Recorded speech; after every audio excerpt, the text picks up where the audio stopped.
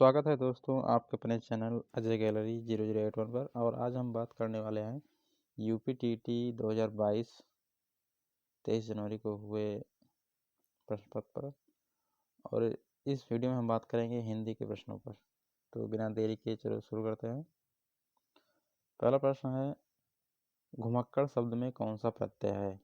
Number 1 अकड़, 2 कड़ या फिर अड़, फिर अड़ा। तो इसमें प्रत्यय है पहला घुमक्कड़, में प्रत्यय होगा अक्कड़। फिर प्रश्न, महावीर स्वामी का जन्म कहाँ हुआ था? वैशाली। स्वच्छंद में कौन सी संधि है? तो इसमें पहला ऑप्शन विसर्ग, दूसरा व्यंजन, तीसरा गुण, चौथा दीर्घ। तो स्वच्छंद में होगी व्यंजन संधि।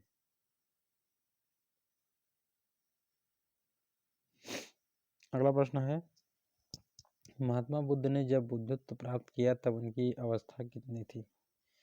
पहला 12 वर्ष, दूसरा 80 वर्ष, ये हो नहीं सकता, 35 वर्ष, फिर 45 वर्ष, फिर है 35 वर्ष। तो इसमें सही है चौथा 35 वर्ष।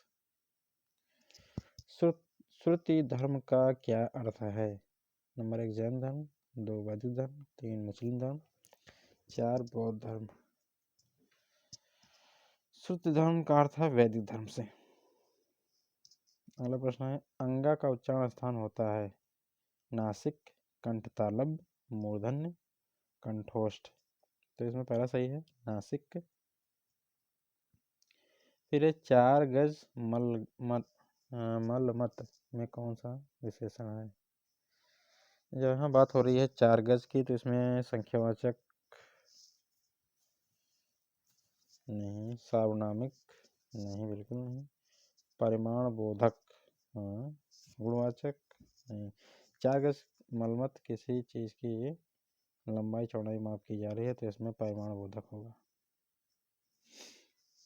फिर समास का विलोम क्या है? समास में होता है संक्षिप्त, तो इसका उल्टा होगा 1 व्यास, 2 साहसिक, 3 समस्या, चौथा सामासिक नहीं, समास में होता है संक्षिप्त, तो व्यास मीन्स होता है फैलाव, व्यास सही होगा।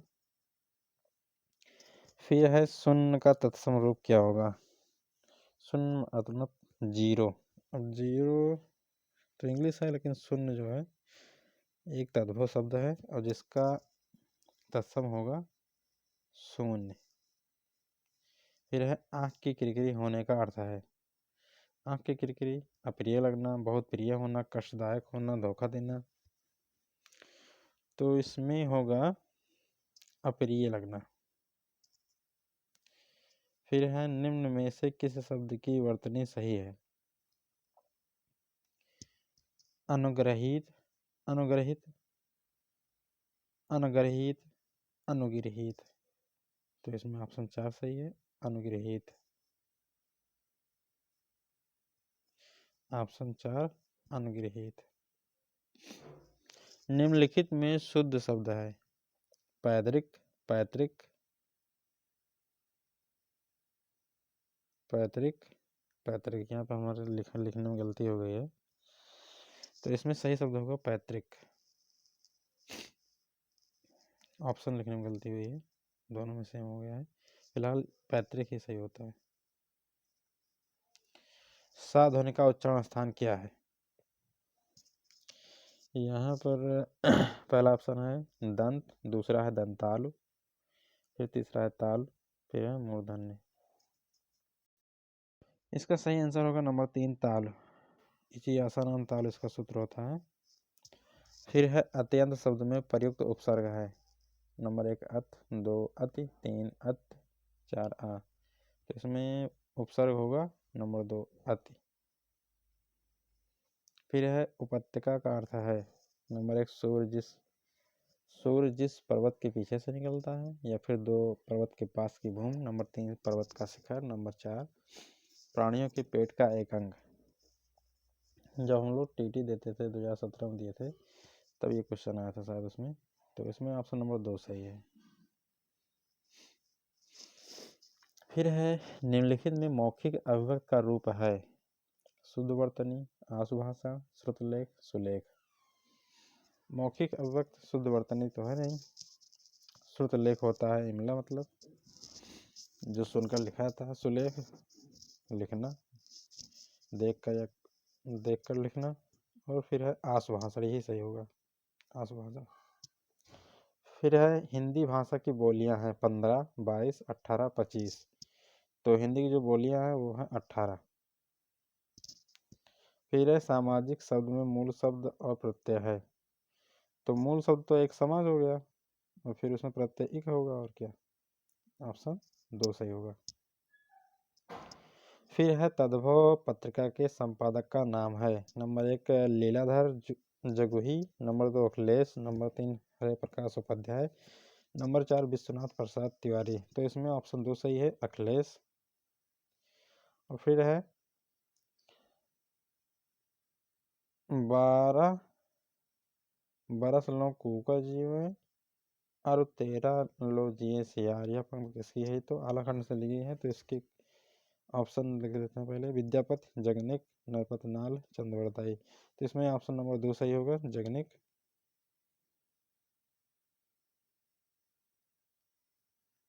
फिर अगला प्रश्न है अकाल का पर्यायवाची है। दुर्भिक्ष, अपरिहार्य, अंधियारा, अछत। अंधियारा, अक्षत, अपरिहार्य यह नहीं है, पहला ऑप्शन ही सही होगा, दुर्भिक्ष। फिर है निम्नलिखित वाक्यों में कौन सा मिश्र वाक्य है? अध्यापकों के सम्मुख छात्र पढ़ते हैं? नहीं। क्या अध्यापकों के सम्मुख छात्र पढ़ते हैं? बिल्कुल नहीं। अध्यापक देखते हैं कि छात्र पढ़ते हैं? छात्र पढ़ते हैं और अध्यापक उन्हें देखते हैं।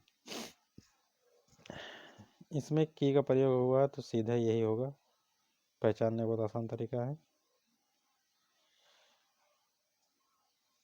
इसमें और है तो ये संयुक्त वाक्य है। इसमें की का प्रयोग हुआ मतलब यही मिश्र वाक्य होगा। तो ऑप्शन नंबर 3 सही है। अगला प्रश्न है जिसकी पूर्व से कोई आशा ना हो के लिए शब्द है। प्रत्याशा बिल्कुल नहीं, अनाहूत बिल्कुल नहीं, अपरिमेय नहीं, अप्रत्याशित, जी हाँ यही सही है। मुझसे उठा नहीं गया वाक्य में वाच्य है। मुझसे उठा नहीं गया, यहाँ पर किसी ने देखा नहीं, सुना नहीं, तो मुझसे कर्तृवाच्य नहीं, इसमें इनमें से कोई नहीं। नहीं। भाववाच्य, कर्मवाच्य, तो इसमें ऑप्शन नंबर 3 सही है, भाववाच्य। निष्कपट शब्द का संविच्छेद है। नंबर 1 निधन कपट, निधन कपट, निधन कपट, निधन कपट। इसमें है नंबर 1 ऑप्शन सही, निधन कपट। फिर है इस देश में हिंदी का भाषा का प्रयोग लिखने और बोलने में किया जाता है। तो ऑस्ट्रेलिया में नहीं होता है, मॉरिशस में जी हाँ होता है, पाकिस्तान में नहीं होता है, दक्षिण अमेरिका नहीं होता। तो मॉरिशस हमारा सही ऑप्शन होगा। सूरसागर किस भाषा की रचना है? सूरसागर अवधी, छत्तीसगढ़ी, ब्रजभाषा, बुंदेली। तो ये है ऑप्शन नंबर 3 सही, ब्रजभाषा। अगला प्रश्न है वीरों का कैसा हो बसंत कविता किसकी लिखी है? सुमित्रा कुमारी चौहान नहीं, रामधारी सिंह दिनकर नहीं, माखनलाल चतुर्वेदी नहीं, सुभद्रा कुमारी चौहान हाँ। वीरों का कैसा हो बसंत सुभद्रा कुमारी चौहान जी की रचना है। अगला प्रश्न है क्षेत्रीय में कौन सा विशेषण है? गुणवाचक, सार्वनामिक, परिणामबोधक, संख्यावाचक नहीं। इसमें ऑप्शन सही होगा पहला, गुणवाचक। अगला प्रश्न है और ये आखिरी प्रश्न है चौराहा शब्द में समास है। चौराहा, चार राह, चौराहा मतलब चार राह। तो इसमें होगा कर्मधारय नहीं, अव्ययीभाव नहीं, दिग नहीं। तो इसमें है कौन सा सही होगा? इसमें बात की गई है एक संख्या की, तो ये होगा दिग समास। तो ये थे 30 प्रश्न जो इस बार UPTT में आए थे, और पेपर काफ़ी आसान था। उम्मीद है कि सबका पेपर बहुत अच्छा गया होगा। फिलहाल इस वीडियो में इतना ही, मिलते हैं अगले वीडियो में। बहुत बहुत धन्यवाद।